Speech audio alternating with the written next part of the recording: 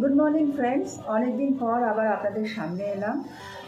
আজকে যে বিষয়টি নিয়ে কথা বলবো সেই বিষয়টি নিয়ে ভুগছেন একটা নির্দিষ্ট বয়সের মানুষেরা। প্রত্যেক ঘরে ঘরেই দেখা যায়, কেউ কম কেউ বেশি। যেটা হচ্ছে old age problem after retirement.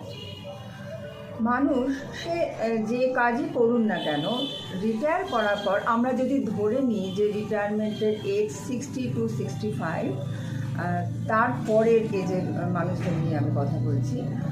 Retire করার পরেই ভাবেন যে আজ থেকে আমি বাড়িতে থাকবো, তাহলে কি আমার ভ্যালু খানিকটা হলেও কমে যাবে বাড়ির মানুষদের কাছে।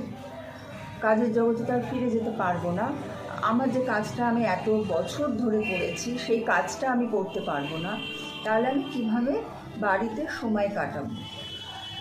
এটা একটা বড় সমস্যা। সেটা থেকে একটা ডিপ্রেশন আসতে শুরু করে মানুষের মনে। ডিপ্রেশন কী নিয়ে? যে আমার ভ্যালু কমে যাচ্ছে, আমি কাজ করতে পারছি না। অনেক মানুষ থাকেন কিন্তু খুব সুন্দরভাবে আফটার রিটায়ারমেন্ট লাইফ নিয়ে একটা প্ল্যানিং করে রাখেন একটু আগে থাকতেই, এবং সুন্দরভাবে নিজেকে গুছিয়ে নেন। যেমন কি কি করবেন, যেগুলো হয়তো কাজ করার সময় পাননি বলে করতে পারেননি, সেই কাজগুলো পরপর করতে থাকেন। কেউ বেড়াতে যাওয়া পছন্দ করেন, তারা কিছু সেভিংস যাদের আছে তারা বেড়াতে যেতে শুরু করেন বছরে একবার দুবার বিভিন্ন জায়গায়, যে জায়গাগুলো দেখা হয়নি।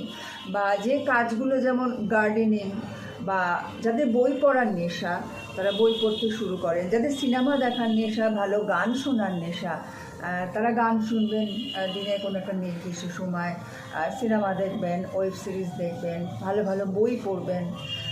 বা কেউ হয়তো একটা নির্দিষ্ট কাজে জয়েন করার পরে কোনো একটা পড়াশোনা তার ইনকমপ্লিট থেকে গেছে। এখন তো ওপেন ইউনিভার্সিটির দৌলতে মানুষ যে কোনো বয়সে যে কোনো পড়াশোনা শুরু করতে পারেন, শুধু ইচ্ছেটুকু থাকা দরকার। সেক্ষেত্রে তারা আবার নতুন করে পড়াশোনা শুরু করতে পারেন। সেই পড়াশোনার জগতে গিয়ে নতুন আবার বন্ধুত্ব হলো, সেই বন্ধুত্ব থেকে আবার নতুনভাবে সময় কাটাবার একটা জায়গা তৈরি হয়ে যায় মানুষের জীবনে, বা একটা দিক খুলে যায়। এইভাবে নিজেকে গুছিয়ে নেন। কিন্তু সব মানুষ তো সমান নন, সবাই সবটা করতে পারেন না। অনেকে ডিপ্রেশনের অতলে তলিয়ে যান, এবং সেই ডিপ্রেশন থেকে একটা সময় কী হয়, নানান রকম শারীরিক সমস্যা আসতে শুরু করে। কারণ মনটা যদি ভালো না থাকে তাহলে কিন্তু শরীর খারাপ হতে বাধ্য। এবার নানান রকম নার্ভের প্রবলেম হতে পারে, বা আরও একটু জটিল নানান রকম অর্গ্যানের কোনো অসুখ হতে পারে। সেইখান থেকে অনেকগুলো টাকা সেই শরীরের পেছনে চলে যায়। এই ডাক্তার, এই হসপিটাল, নার্সিংহোম, এই করতে করতে অমূল্য সময় কিন্তু নষ্ট হতে থাকে। এবং শারীরিকভাবে অসুস্থ হতে হতে মনটাও কিন্তু খারাপ থেকে আরও খারাপ হতে থাকে, এবং সেই জায়গা থেকে আরও অ্যাকিউট মেন্টাল প্রবলেম শুরু হতে থাকে। কারণ আমি দেখেছি সাইকোটিক প্রবলেমও শুরু হয়। প্রথমে হয় lack of confidence, lack of energy. আমার কিছুই করতে ইচ্ছে করছে না, আমি সারাদিন বাড়িতে থাকবো। একটা নির্দিষ্ট সিট আমি দেখে নিয়েছি, চেয়ার বা খাটের কোনো একটা কোণ, সেখানে সেই যে বসলাম আমি সকালে ঘুম থেকে ওঠার পরে, আমি আর কিচ্ছু করবো না, আমি বসেই থাকবো। বাড়ির অন্যান্য সদস্যদের সঙ্গে মন খুলে কথা বলাটা কমতে শুরু করে, তাদের সাথে সময় কাটানো সময়টা কমতে শুরু করে। ওই নিজের জগতে ঘুম মেরে একটা বসে থাকা, এবং নানান রকম বিকৃত চিন্তা ভাবনা শুরু হয়ে যায় মনের মধ্যে।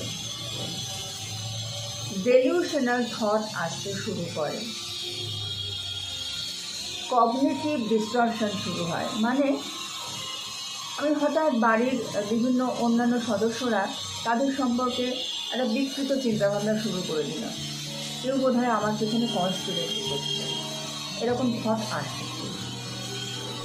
কেউ বোধ হয় আমার ক্ষতি করার চেষ্টা করছে,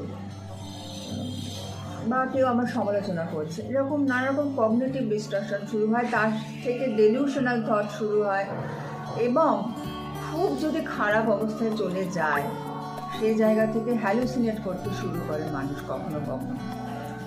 ভিজুয়াল হ্যালুসিনেশন, বিশেষ করে রাতের দিকে, বা কিছু শুনতে পাচ্ছি, মানে অডিও হ্যালুসিনেশন শুরু হয়।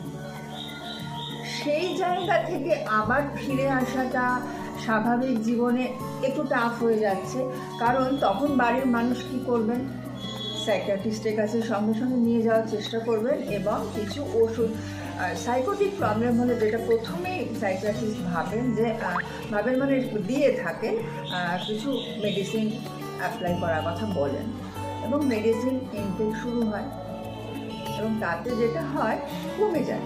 মেডিসিন নিলেই তো সাইকোটিক সমস্যাগুলো আস্তে আস্তে কমে যেতে শুরু করে, কিন্তু মেডিসিনের ওপর ডিপেন্ডেন্সি বাড়ে, তখন স্বাভাবিক জীবনটা আরেকটু দূরে চলে যেতে থাকে। যেটা করতে হবে, কগনিটিভ, এই ধরনের মানুষের কগনিটিভ বিহেভিয়ারাল থেরাপি ভীষণভাবে প্রয়োজন, কিন্তু সেটার জন্য তার আশেপাশে যারা রয়েছেন, তার আত্মীয় স্বজন, যে মানুষটির সমস্যা, তাদের একটু ধৈর্য সহকারে ভালোবাসার হাতটা তার দিকে এগিয়ে দিতে হবে এবং যে মানুষটির সমস্যা তাকেও কিন্তু তার নিজের মনের ভিতরে ফেথটাকে ফিরিয়ে আনতে হবে এবং ধৈর্য সহকারে তার যে সাইকোলজিস্ট তাকে সাহায্য করতে হবে, কারণ এটা কিন্তু একটু টাইম কনজিউমিং প্রসেস। সঙ্গে সঙ্গে ওষুধ খেলাম, পরের দিনই একটু সুস্থ বোধ করছি, সেরকম কিন্তু নয়। একটা সময়, নির্দিষ্ট সময়, মিনিমাম টাইম কিন্তু দিতেই হবে এই কগনিটিভ বিহেভিয়ার থেরাপিতে। আস্তে আস্তে কিন্তু মানুষ সুস্থতার দিকে যাবেন। সুতরাং আমি বলবো, যাদের বাড়ির কোনো সদস্যের এইরকম একটা বয়সের পর এই ধরনের সমস্যা হচ্ছে, তারা অবশ্যই সাইকিয়াট্রিস্টের কাছে যাবেন। প্রথমে ইনিশিয়াল প্রবলেমটাকে সলভ করতে হবে, ওষুধ প্রয়োগ করতে হবে এবং যখন একটু স্টেবল কন্ডিশনে আসবেন তখন কিন্তু কগনিটিভ বিহেভিয়ার থেরাপি তার পক্ষে খুব উপযুক্ত কোনো সাইকোলজিস্টের কাছে যেতে হবে। তাহলে কিন্তু আস্তে আস্তে স্বাভাবিক জীবনে যাওয়ার একটা চান্স থেকে যায়। কিন্তু প্রথমেই বলবো, এই সমস্যাগুলো কেন আসবে, একটা ছোট্ট সুন্দর প্ল্যান করে ফেলি। হ্যাঁ, যারা রিটায়ার করবেন বলে ভাবছেন আগামী কয়েক মাসের মধ্যে বা আগামী 2-1 বছরের মধ্যে, তারা একটা ছোট্ট সুন্দর প্ল্যান করুন যে আমার একটা পরিবর্তন তো জগতের নিয়ম, মানুষের জীবনে কেন পরিবর্তন হবে না? পরিবর্তন তো হবেই। আমি কাজ করতাম, আজকে আমার ছুটি হয়ে যাবে কাজ থেকে, এবার আমি কি করব? যে কাজগুলো আমি করতে পারিনি, কাজের তো একটা 10 ঘন্টা, 8 ঘন্টা বা 12 ঘন্টাও কাউকে তার কর্মজগতে দিতে হয়েছে এতগুলো বছর, সেই ইয়াং বয়সে সেই যে জয়েন করেছিলেন, তারপর থেকেই রিটায়ারমেন্টের বয়স পর্যন্ত অনেক স্বপ্ন কিন্তু অধরা থেকে গেছে। সেই কাজগুলো করতে হবে তো। এগুলো সুন্দর সুন্দর ছোটো ছোটো প্ল্যানিং করুন। কেন আমার কগনিটিভ ডিস্ট্রাকশন হবে? কেন আমার মনের মধ্যে ডেলিউশনাল থট আসবে? কেন আমি ডিপ্রেশনে চলে যাব? কেন আমার ল্যাক অফ কনফিডেন্স হবে? কেন আমার এনার্জি থাকবে না? আমি আবার পুরো উদ্যম নিয়ে আমার বয়সোচিত কাজগুলো, আমার ছোটো ছোটো স্বপ্নগুলো সফল করার চেষ্টা করব, তাই না? যদি বুঝতে কোনো অসুবিধা হয়, যদি মনে হয় যে আমার কথা বলা প্রয়োজন, আমি বন্ধু আপনাদের আছি, রঞ্জিনী চট্টোপাধ্যায়, যোগাযোগ করবে।